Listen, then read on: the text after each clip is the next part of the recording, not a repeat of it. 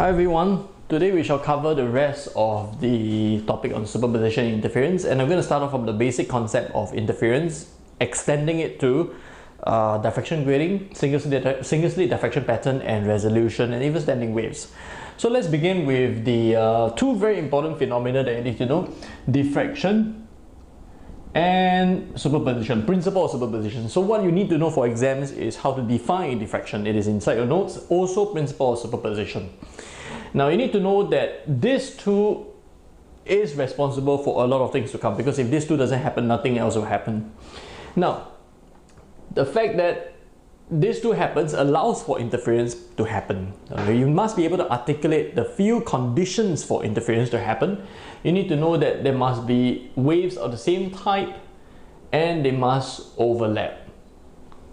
So the fact that they have to overlap means that diffraction has to happen, because when waves goes through an aperture or an opening, it needs to spread so that the waves can overlap. That's why diffraction is really important. However, even though interference can happen, it doesn't mean that observable pattern will be seen. So you need to know that for observable pattern to be seen, there are three main conditions. First, there must be coherent sources. You need to know what is meant by coherent sources. It means that the sources have the same constant phase difference. Next, the amplitudes must be similar so that they can, when they go through destructive interference, they will cancel out the waves completely, and hence you will see a very well defined dark area, and therefore you can see the bright area.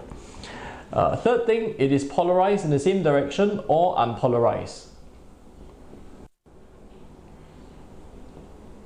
Now, once these three conditions are satisfied, you will see observable pattern. And you need to know that from here, it spins off to this very important condition, which is that path difference. Not spin off really, you have to know that it, coupled with this condition, you'll see a lot of other things. That path difference equals to n lambda gives constructive interference, equals to n plus half lambda gives destructive interference. Now you need to know that one very big important assumption of this, for these conditions to be true, is that this assumes that the sources are in phase. If they're out of phase, you have to know that these conditions get swapped around. Important, yeah? Now, from these two conditions, you will have two slit interference pattern. Now you need to know, just a quick recap, you need to know how to draw the interference pattern, the intensity pattern for a double slit interference pattern. It should look like this. This is the ideal pattern where the intensity is of the same height, of the same intensity, the interference, the maximums are of the same intensity, and they are evenly spaced. And you need to know that delta x equals to d lambda upon d. Very important, make it a habit. Know what, don't just know the equation, but also know what each term in the equation stands for. Screen separation, screen distance, and slit separation. Be very careful, this is slit separation, because when we do single slit diffraction pattern is going to be, D is going to mean the slit width. Now other than two slit interference pattern, you need to know that this interference extends to this thing called diffraction grating. So d sine theta equals to n lambda is the one for diffraction grating. So what's the difference between diffraction grating and two slit interference pattern? First of all, this has many slits, and this has only two slits. And because usually when you use a laser beam and it illuminates, if it has to illuminate many slits, these slits are much closer together for diffraction grating as compared to this one. And that's why for this, even though it's evenly spaced, for this one it is not going to be evenly spaced, because this equation is derived based on the assumption that the screen distance, based on the assumption that the distance from the center is small.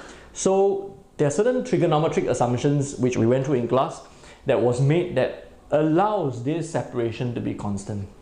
However, when this is small, when the slit separation is small, this condition, this sine theta is no longer proportional to or equals to theta, hence the non-linear nature. Therefore, what you're going to see is this. You're going to see a bright spot spectral line, and then you're going to see that the distance increases. This is no longer equals to twice of this, it is more than twice. So this is something that you need to take note of the pattern. It is very well defined. That's the difference between this and this. It has a very well defined position where there's bright, the rest of the positions are dark. And it is very bright because compared to this only has 2 slits, this has many slits. And third, the separation between the maximas is not uniform. Alright, now the next thing that you need to know is, other than 2 slit and diffraction pattern, you need to know this thing called single slit diffraction pattern. Now this is very important because it links on to resolution. You need to know that when we have a wave passing through a slit of wave D, if it is a rectangular slit and I'm going to go through that later on, circular aperture. So the intensity pattern is going to look like this for a slit or circular aperture. The difference is that this is equals to lambda upon D for rectangular slit. It is equals to 1.22 lambda upon D for circular aperture. The additional factor over here is true and it needs to be included for circular aperture. For example, telescope, you need to put the 1.22.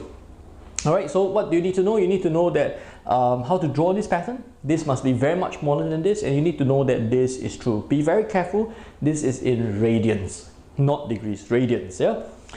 Now, then the next thing is, because of this is not linked to here, because of this you need to know that it imposes this thing called the Rayleigh's criterion, and you need to be able to solve questions based on that. Now what you need to know is that if I got two objects separated by distance x, and it is at distance L away from your optical instrument, or you need to know that if it is circular aperture, you need to know that this condition is the condition for the two objects just to be resolved. Alright, very, very important. Need to know that this is the condition for just resolved. Cool. So right now we've gone through 4 different scenarios based on the central idea of interference. That there is a 2-slit interference, diffraction grating, single slit, which leads on to Rayleigh's criterion.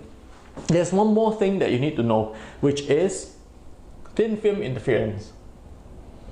Now thin film interference is a little bit more complex. You need to know that if you have, you need to be very clear of the boundary. If you have air, X, air, the two interferent beams are these beams, A and B.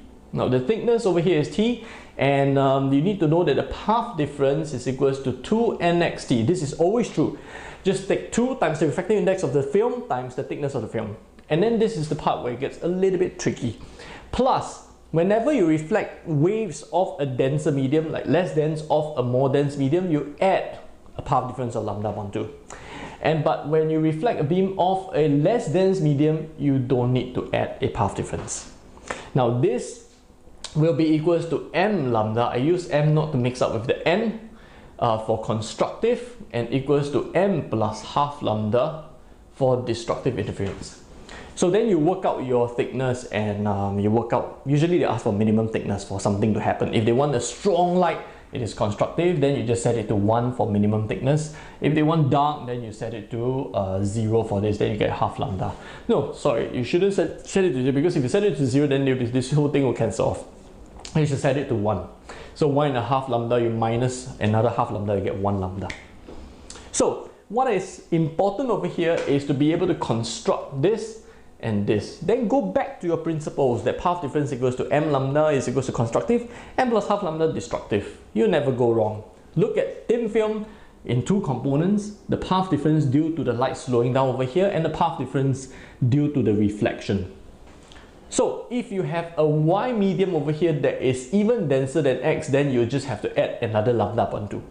Then lambda upon 2 plus lambda upon 2, it has no effect. Basically, you shift one wave, so it is the same as 2nt alone.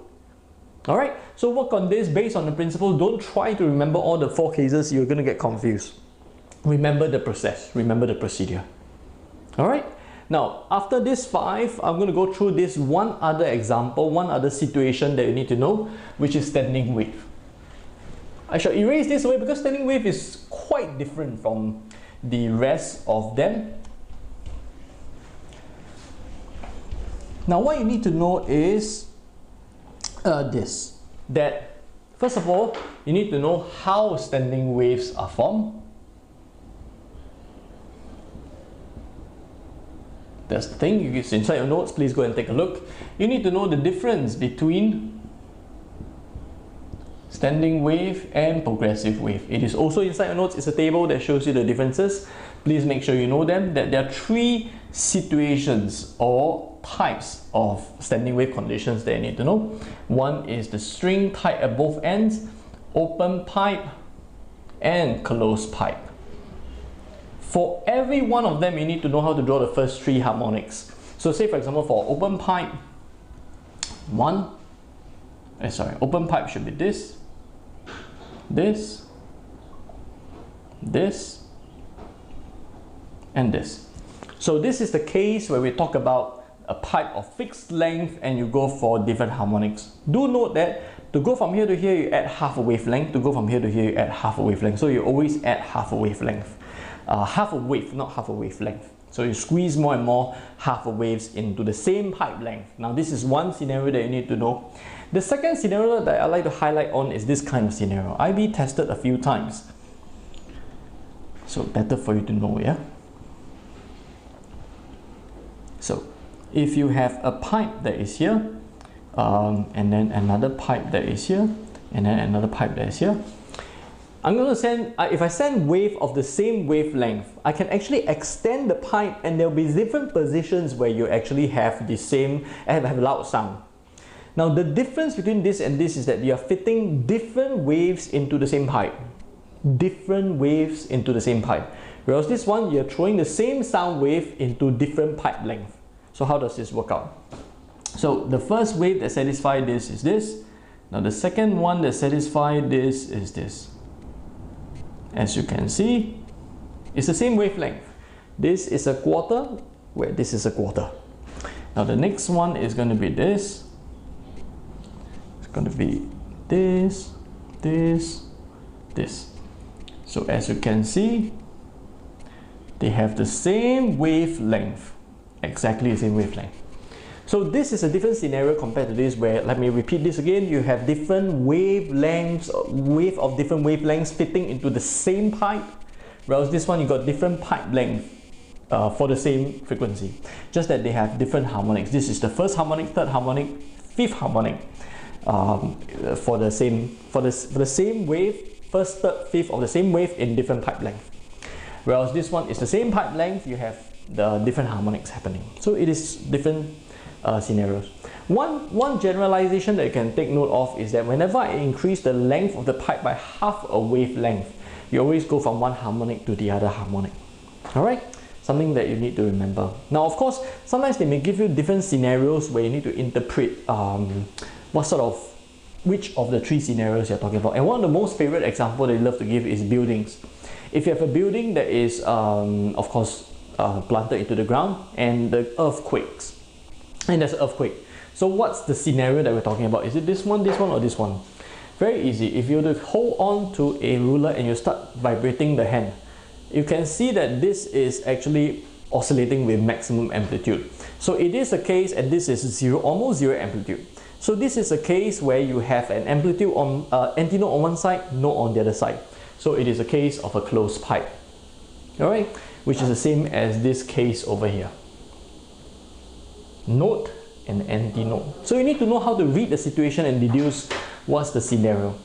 But most of the time it will be either very clear cut, they give you the pipe, the condition, in this context or in this context, and then sometimes they will give you a convoluted case where they talk about building, you need to model it using this.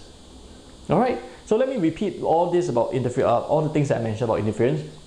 Central concept, principle of superposition, diffraction, and then interference. What are the conditions that you need? They must overlap and they must be of the same type of wave. And then observable pattern, there are three conditions you need to know. Then the conditions for constructive and destructive interference, leading on to two slits interference, diffraction grading, single slit, which leads on to Rayleigh's criterion, and then the last one is the one on thin film interference, and a separate section on standing wave that you need to know. Coupled with the topic 4 that I mentioned in the last video, you should be able to cover, we have covered everything for 4.1 to 4.5, 9.1 to 9.5.